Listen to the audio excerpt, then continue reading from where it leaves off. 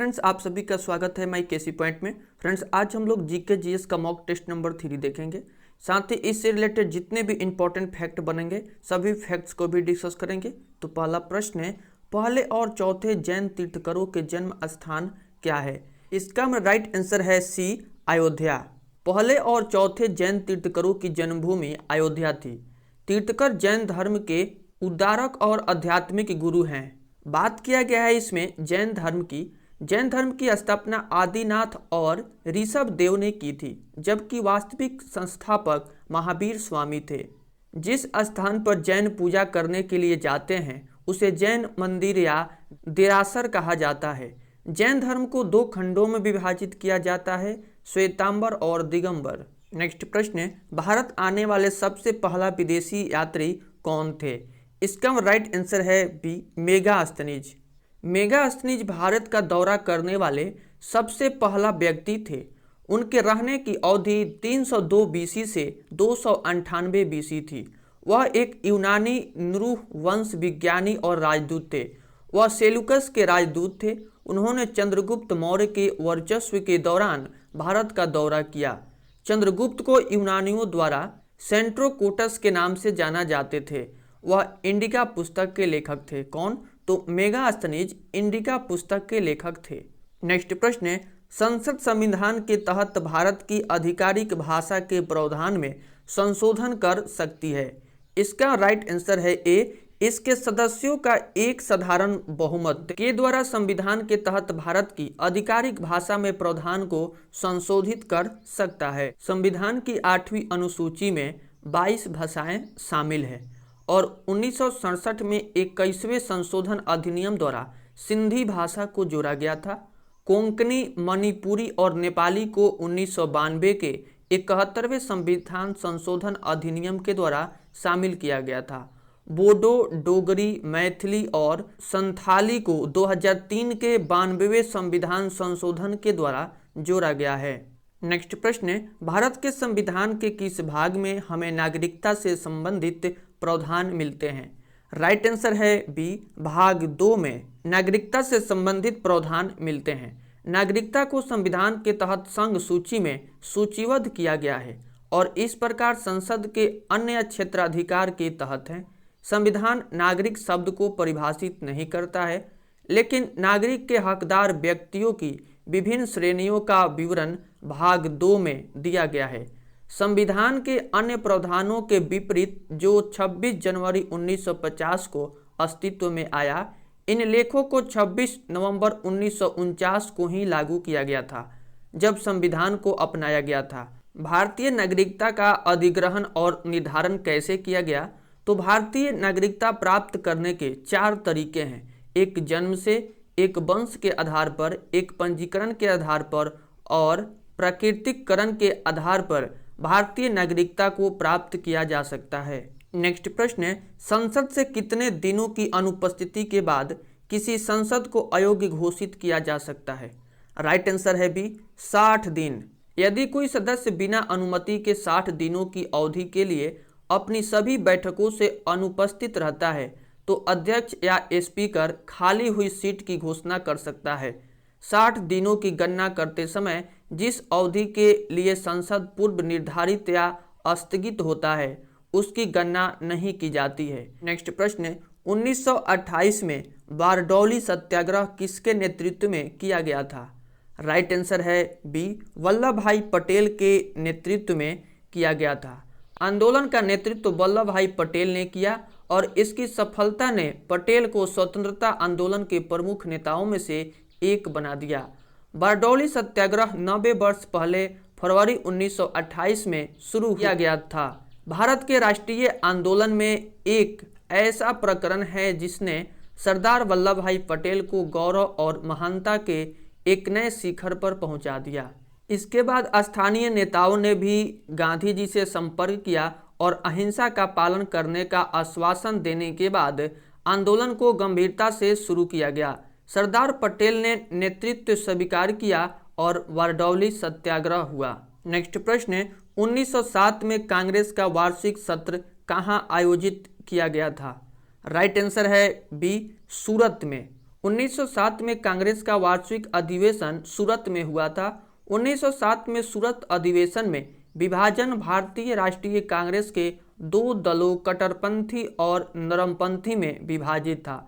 1985 से 1905 को भारतीय राष्ट्रीय कांग्रेस के बाद से नरमपंथियों के समय के रूप में माना जाता था।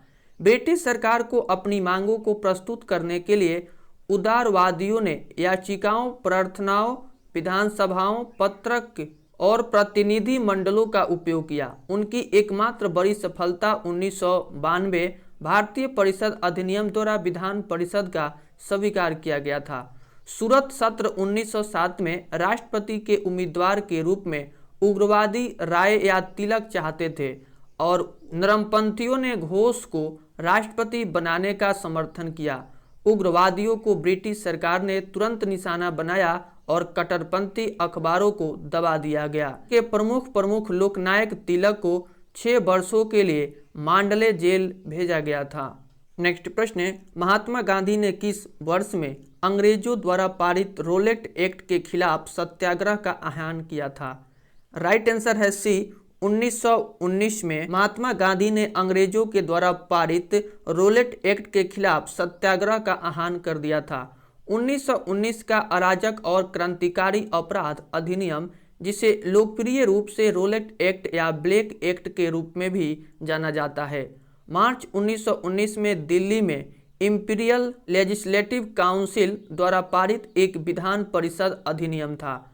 अधिनियम ने अनिश्चित काल तक निवारक अनिश्चितकालीन नजरबंदी बिना किसी रोक टोक के आपातकालीन उपायों को बढ़ा दिया। यह रोलेट एक्ट था जिसने गांधी को स्वतंत्रता के लिए भारतीय संघर्ष की मुख्य धारा में लाया और भारतीय राजनीति के गांधी युग में प्रवेश किया। गांधी, जिन्होंने रोलेट एक्ट के खिलाफ सत्याग्रह सभा का गठन किया था, देशव्यापी विरोध का आह्वान किया। पूरे देश में 6 अप्रैल 1919 को राष्ट्रीय अपमान दिवस के रूप में मनाया गया। बात किया गया है इसमें महात्मा गांधी यानी मोहनदास करमचंद गांधी की। तो महात्मा गांधी मोहनदास करमचंद गांधी के नाम से वह एक वकील, राजनेता, सामाजिक कार्यकर्ता और लेखक थे जो भारत के ब्रिटिश शासन के खिलाफ राष्ट्रवादी आंदोलन के नेता बने। नेक्स्ट प्रश्न है, किस नदी को नर्मदा के जुड़वा के रूप में भी जाना जाता है? राइट आंसर है बी, ताप्ती नदी को नर्मदा के जुड़वा के रूप में भी जाना जाता है। ताप्ती नदी प्रायद्वीपीय भारत की प्रमुख नदियों में से एक है। ताप्ती नदी मध्य प्रदेश के बैतूल जिले में सतपुरा पर्वतमाला से निकलती है। ताप्ती नदी मध्य भारत में स्थित है, गोदावरी और नर्मदा नदी के बीच बहती है। नदी पश्चिम की ओर बहती है और अरब सागर में मिल जाती है। ताप्ती को नर्मदा का जुड़वा भी कहा जाता है। यह प्रायद्वीपीय भारत की दूसरी सबसे लंबी पश्चिम में बहने वाली नदी है। ताप्ती नर्मदा नदी के समानांतर बहती है। नेक्स्ट प्रश्न है, भारत का सबसे पुराना बांध कौन सा है? राइट आंसर है बी, कलनाई बांध भारत की सबसे पुराना बांध है। कलनाई बांध भारत का सबसे पुराना बांध है और यह एक प्राचीन बांध है। यह तमिलनाडु में कावेरी नदी के पार बनाया गया है। इस बांध का निर्माण चोल राजा करिकालन द्वारा किया गया था। इसका निर्माण काल 100 ईसा पूर्व से 100 ईस्वी तक था। 19वीं शताब्दी के दौरान इस बांध को अंग्रेजों द्वारा फिर से बनाया गया था। टिहरी बांध भारत का सबसे ऊंचा बांध है। यह उत्तराखंड में स्थित है। यह भागीरथी नदी पर बना है। इसका निर्माण पूरा होने का समय 2006 था। हीराकुंड बांध भारत का सबसे बड़ा बांध है। यह भी महानदी पर उड़ीसा में स्थित है। इसके पूरा होने का वर्ष 1953 था। नागार्जुन बांध भारत के सबसे बड़े बांधों में से एक है। यह आंध्र प्रदेश और तेलंगाना की सीमाओं पर स्थित है। यह कृष्णा नदी पर बना है। नेक्स्ट प्रश्न है, पानीपत की पहली लड़ाई इब्राहिम लोदी और किनके बीच लड़ी गई थी? इसका राइट आंसर है डी, बाबर। बाबर और इब्राहिम लोदी के बीच पानीपत की पहली लड़ाई लड़ी गई थी। पानीपत का पहला युद्ध 1526 में बाबर और इब्राहिम लोदी की सेनाओं के बीच लड़ा गया था, जिसमें लोदी की हार हुई थी और भारत में मुगल शासन की स्थापना हुई थी। बात किया गया इसमें पानीपत के लड़ाई की, तो पानीपत की पहली लड़ाई 21 अप्रैल 1526 को हुई थी। बाबर और लोदी के बीच हुई थी, जिसमें बाबर की जीत हुई थी। पानीपत की दूसरी लड़ाई 5 नवंबर 1556 में हुई थी, जो हेमू और अकबर के बीच हुई थी और इसमें अकबर की विजय हुई थी। पानीपत का तीसरा युद्ध 14 जनवरी 1761 ईस्वी को हुई थी। यह अब्दाली और मराठा के बीच हुई थी, जिसमें अब्दाली की जीत हुई थी।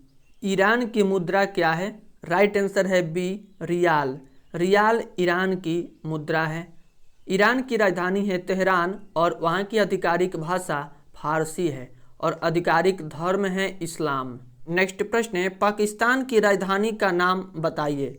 इसका हमारा राइट आंसर है बी, इस्लामाबाद पाकिस्तान की राजधानी है।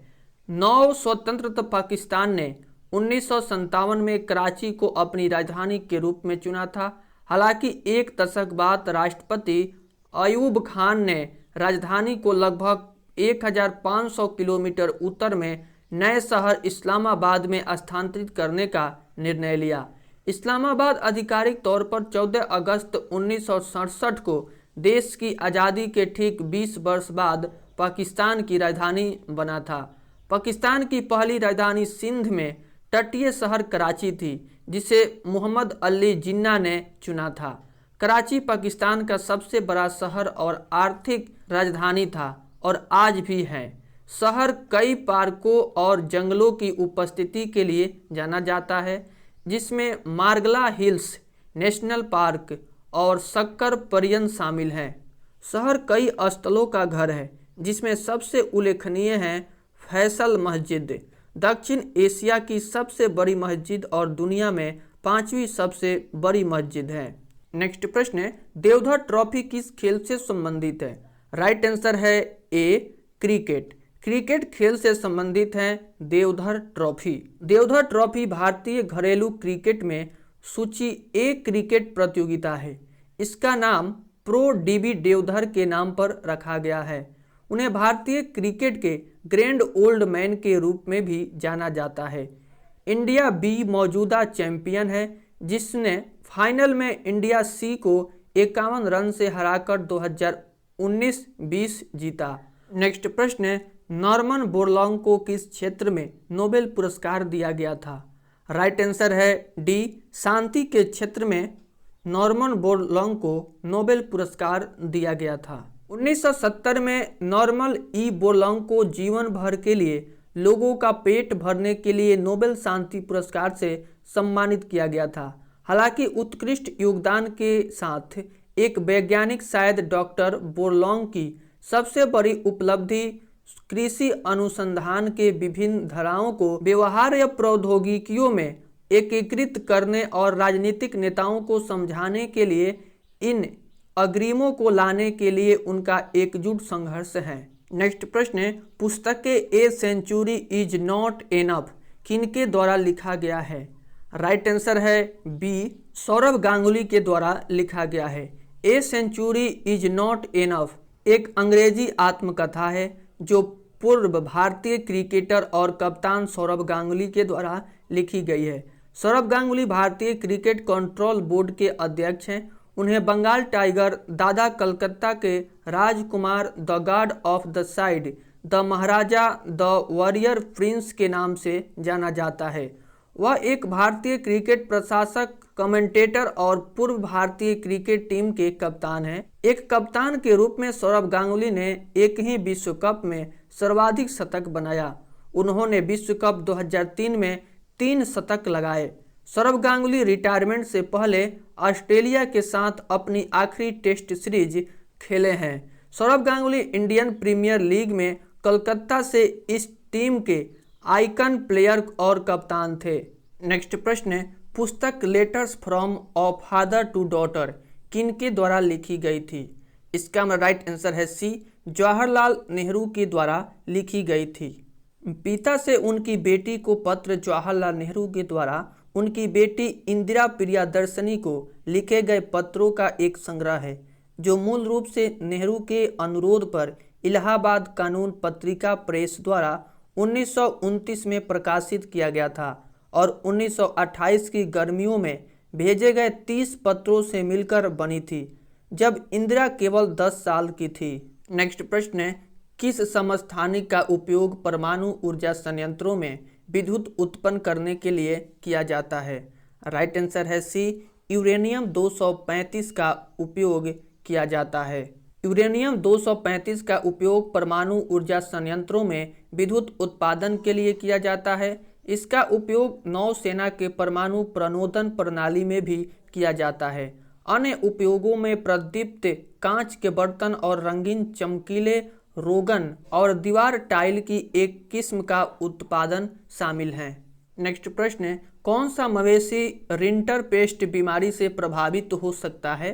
राइट आंसर है डी, ए सभी पशु जो हैं वह रिंटरपेस्ट बीमारी से प्रभावित हो सकते हैं। विभाजित खुर वाले जानवरों के विषाणु रोगों में रिंटरपेस्ट सबसे अधिक विनाशकारी है।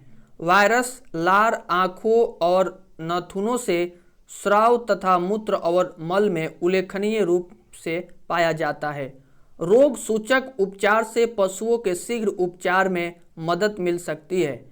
संक्रमित जानवर के तापमान में 104 से 107 डिग्री फ़ारेनहाइट तक की वृद्धि होती है। नेक्स्ट प्रश्न है, द्रव की श्यानता क्या होती है? तो इसका राइट आंसर है बी, तापमान में वृद्धि के साथ घटती है। जो द्रव की श्यानता होती है वह तापमान में वृद्धि के साथ घटती रहती है। तरल पदार्थों की श्यानता तापमान में वृद्धि के साथ घट जाती है, जबकि गैसों के मामले में बढ़ जाती है। श्यानता प्रभाव के प्रतिरोध का एक माप होती है जो द्रव की परतों के बीच आंतरिक घर्षण के कारण उत्पन्न होता है। द्रव गति के लिए यह प्रतिरोध घर्षण के समान आंतरिक घर्षण के समान होता है। जब किसी सतह पर ठोस गति होती है, अणुओं के बीच मजबूत अंततः आणविक बल उन्हें एक साथ जोड़े रखते हैं और एक दूसरे के पिछले परतों के गति का विरोध करते हैं। फ्रेंड्स, इसमें जितने भी प्रश्न दिए गए हैं सभी प्रश्न आपके नेक्स्ट एग्जाम के लिए मोस्ट इम्पॉर्टेंट हैं। तो आई होप यह वीडियो आपको अवश्य ही पसंद आई होगी। तो वीडियो को लाइक कर दें, चैनल पर पहली बार आएँ तो चैनल को सब्सक्राइब कर लें। मिलते हैं नेक्स्ट वीडियो में, तब तक के लिए बाय बाय, टेक केयर।